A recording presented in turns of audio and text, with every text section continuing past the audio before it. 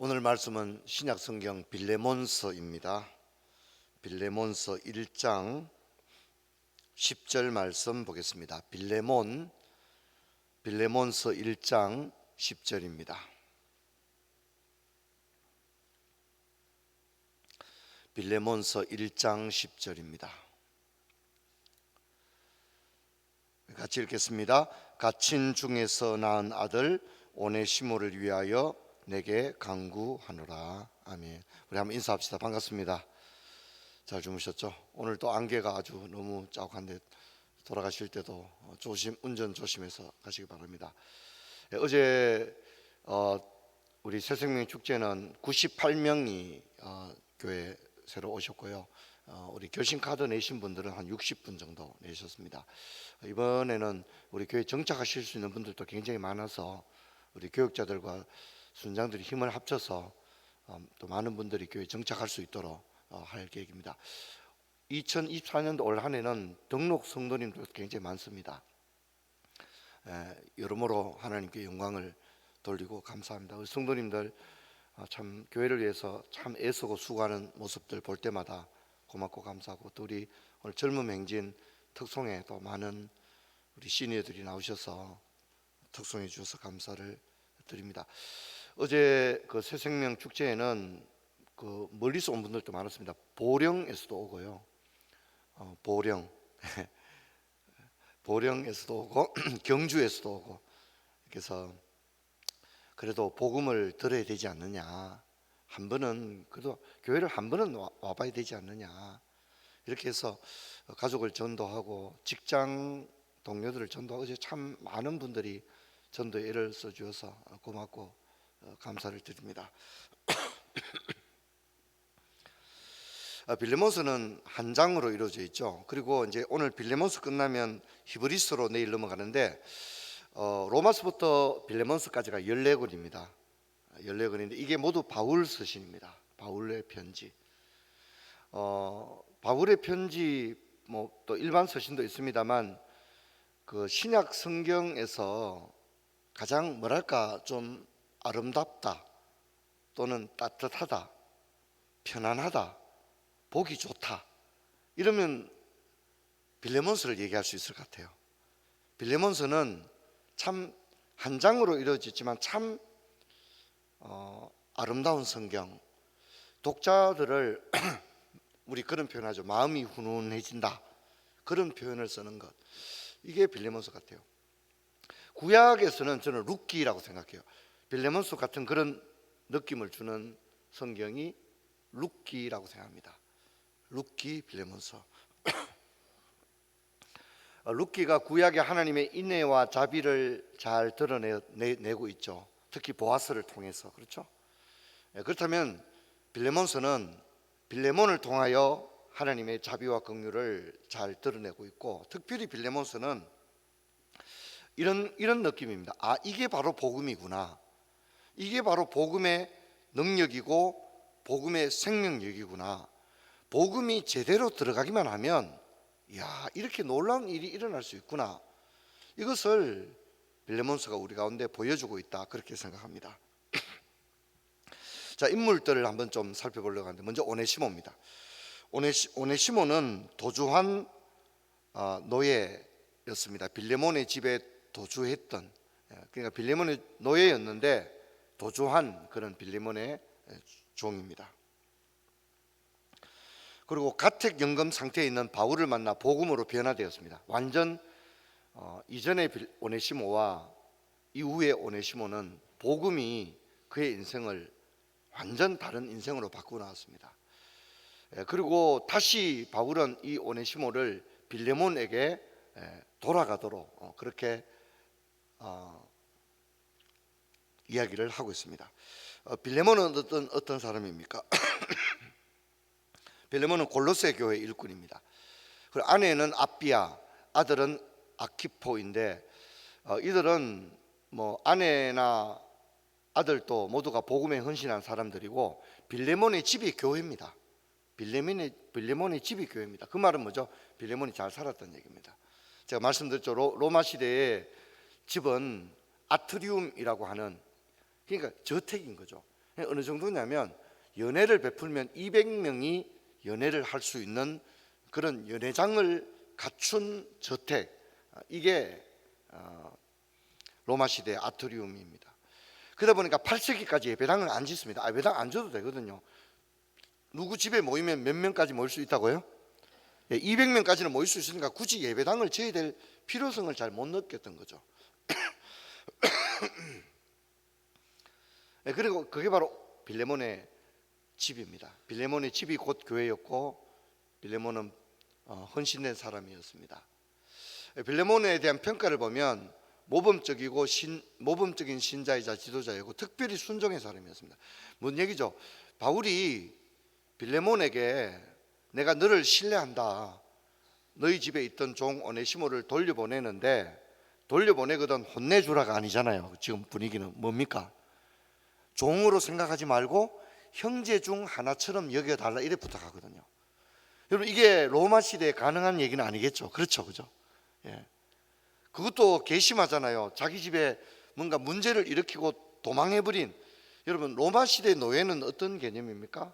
재산 개념이거든요. 그렇죠? 재산 개념입니다.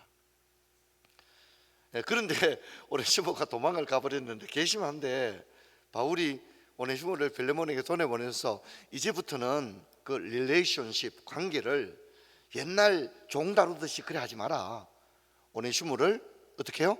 형제 중 하나처럼 여겨라. 여러분, 한번 따라합시다. 그게 따라합시다. 이것이 복음이다. 이것이 복음인 거예요. 이것이 복음인 겁니다. 복음이 바로 이렇게 놀라운 일을 일으키는데 바울이 빌레몬에게 부탁하면서 빌레몬이 신뢰할 수 있는 사람이 아니라면 이런 부탁을 할 수가 없습니다. 말도 꺼내기 힘들죠. 그렇지 않습니까?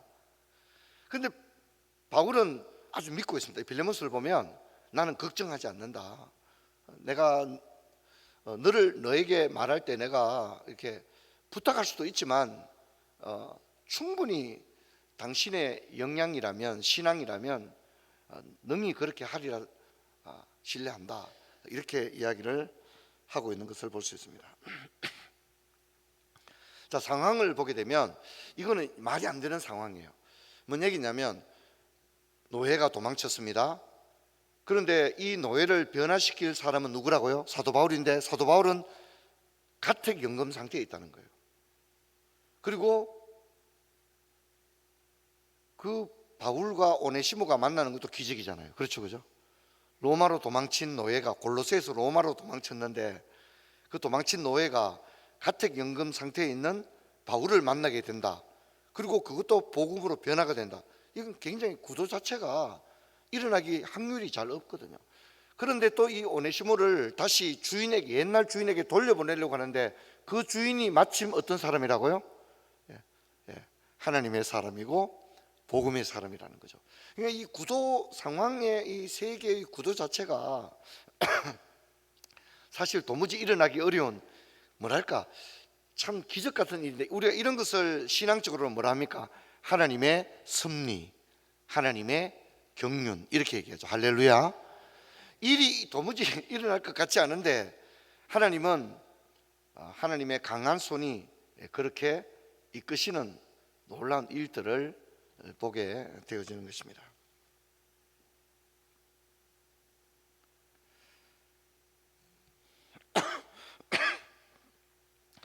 빌레몬스가 주는 교훈들을 한번 정리를 한번 해볼까요? 첫째는 불화가 아닌 화해의 서신. 그래서 바울 쓰신 14개 중에서 어떻게 해요? 가장 밝은 편지가 빌레몬입니다. 아시겠죠? 사실 바울의 편지들은 어떻습니까? 많은 문제들을 다루고 있잖아요. 그렇죠? 심각한 일들이 많지 않습니까? 특히 고린도 전후서 같으면 아주 심각하잖아요. 그런데 비해서 빌레몬서는 참 어쩌면 편안한 클래식 음악을 듣는 듯한 그런 느낌을 받는 것입니다. 또 복음이 사람과 사회를 그리고 인간관계를 어떻게 변화시킨다는 것을 빌레몬서는 비록 한 장이지만 보여주는 그런 편지입니다. 그래서 이제 많은 주경학자들은 빌레몬서를 가장 큰 편지다 이렇게 말하기도 합니다. 사실 가장 짧은 편지잖아요, 그죠? 그런데도 빌레몬서 한 장이지만 빌레몬스가 주는 이 무게감은 다른 어떤 편지보다 큰 편지다, 이런 서사들을 하고 있습니다. 자, 그리고 이 빌레몬스는요, 한 사람을 위해 수고하는 전도자의 모습을 보여주는 거예요. 이 오네시모를 보고 바울이 뭐라 합니까? 갇힌 중에 낳은 아들이다, 이렇게 말하는 거예요. 갇힌 중에 낳은 아들이다. 여러분, 감옥에 갇히면 자기 연민에 빠지고 아이고 내가 이제 뭐 하는 일을 하겠나 이럴 수 있잖아요. 누가 생각하더라도 미결수의 신분에 있는 바울이 복음 전도에 헌신한다는 건 기대하기 어렵지 않습니까? 저도 이번에 몸이 아파 보니까 아이고 제발 내 몸이 좀 나았으면 좋겠다 그런 마음밖에 안 드는 거예요. 근데 바울은 한 사람을 위하여 갇힌 중에 낳은 아들이다. 참 이 표현은 오늘 우리들에게 많은 도전을 줍니다. 뿐만 아니라 바울이 이런 얘기하죠. 빌레몬에게 혹시 오네시모가 경제적으로 손해를 끼친 거 있으면 내 앞으로 달아나라. 내가 대신 갚아주겠다. 자, 이런 걸 보면 사도 바울의 모습을 볼 수 있는 거예요. 사도 바울은 다른 편지에서도 이런 말을 하는 거 있죠. 그리스도 안에 일만 서성이 있으되 나는 너희들을 복음으로 내가 너희를 낳았다, 이런 얘기 하거든요. 선생이냐 음이냐, 몸으로 낳은 자식, 그냥 가르치는 선생의 수준이 아니라 몸으로 낳은. 그래서 우리는 여기서 바울이 어떤 그런 정신으로, 마음으로, 태도로 복음 전도를 했을까 하는 것들을 빌레몬스를 통해서 깨닫게 되는 거예요. 아, 바울이 이런 사람이었구나. 한 영혼을 위해서라면 자기 전부를 던지는 사람이었구나, 그런 생각을 하게 됩니다. 우리 집사님 한 분이 보령에 근무를 하는데 자기 밑에 있는 직원 가운데 젊은 청년이 들어왔는데 늘 그를 위해 기도하고 한 번이라도 이 청년에게 복음을 전해주고 싶다, 그런 생각을 하고, 보령에서 여기까지 오는 게 어렵잖아요, 그죠? 그래서 얘기를 했더니 기꺼이 나도 교회 한번 가보고 싶다고, 그렇게 해서 보령에서 여기까지 와서 어제 예배를 드리고 식사도 하고 그렇게 갔습니다. 여러분, 제가 그렇게 말씀드렸죠. 전도를 한 3년 5년 정도 이렇게 목표를 두고 계속 해야 된다, 그렇게 얘기를 했습니다. 지금부터도 내년에 또 새생명 축제 때 많이 전도할 수 있도록 오늘 바울과 같은 그런 마음을 가지길 바랍니다. 그래서 이제 마지막으로 복음의 꽃이 무엇이냐, 복음의 절정을 우리 가운데 보여주고 있는데 이게 뭡니까? 오네시모, 빌레몬, 바울, 이 세 사람 사이에 이렇게 서로 이렇게 오고 가는 그런 관계가 뭡니까? 용서와 간용과 긍휼과 화평과 신뢰와 순종, 이게 다 나오는 거예요. 이것이 복음이 보여줄 수 있는 그런 것입니다. 여러분, 아주 우리 젊은 청년들 중에도 보면, 제가 이제 목회하면서 늘 느끼는 건데, 젊은 청년들 중에도 보면 진짜 참 잘 자란 청년들이 있거든요. 이 청년들을 보면 첫째 건강해요. 저는 청년들을 보면 이 건강한 게 너무 좋은 것 같아요. 그러니까 뭐 몸도 건강하고 얼굴이 그냥 건강해요. 그리고 목소리도 너무너무 건강해요. 그리고 태도도 젊은이답지가 않은 거예요. 진짜 이렇게 조급하지 않고 성급하지 않고, 그리고 이야기를 듣고 또 이렇게 순종하고 또 배려하는 그런 마음들, 이런 걸 보면 그런 생각이 드는 거예요. 참 잘 자랐다. 어떻게 이렇게 잘 성장했나. 그 부모가 누구길래, 그 성장 과정에 어떤 사람들이 있었길래 이 젊은이가 어떻게 이렇게 잘 자랐을까. 그런 생각을 해보게 됩니다. 여러분, 사실 우리 모두는 복음으로 말미암아 복음이 보여줄 수 있는 가장 아름다운 인격적 면모, 또 가정, 부부관계, 직장에서의 대인관계, 또 지역사회에서의 모습, 집안에서의 모습, 여러분, 우리는 복음이 보여줄 수 있는 모든 아름다운 결과물, 그 꽃들, 복음의 향기, 이런 것들을 우리 모두가 갖추게 되기를 주의 이름으로 축원합니다. 할렐루야. 내가 교회 목사다, 내가 모태신앙이다, 몇 년 다녔다, 내가 새벽 기도를 많이 했다, 그런 것보다는 오늘 빌레몬스가 복음이 바로 이런 것이구나. 야, 복음은 참 놀라운 것이구나. 복음이 보여줄 수 있는 모든 진수들, 그리고 우리가 이 모든 것들을 보여줄 수 있는 저와 여러분, 그리고 우리 푸른 초장교회 되기를 주의 이름으로 축원합니다. 그런 마음을 가지고 나갔으면 좋겠습니다. 오늘 들은 말씀 기억하시면서 복음이 보여줄 수 있는 모든 아름다운 모습이 나에게도 그 향기가 나고 그 생명이 있고 그 영향력이 있는 삶을 살게 하여 주옵소서. 우리 기도하시고, 또 우리 새생명 축제에 오셨던 많은 분들 가운데 우리 교회 이번에 많이 정착할 수 있도록 은혜를 허락하여 주옵소서. 우리 고3 수험생들 11월 14일 수능일입니다. 위에서 우리 간절히 기도하시고 돌아가겠습니다. 기도하겠습니다.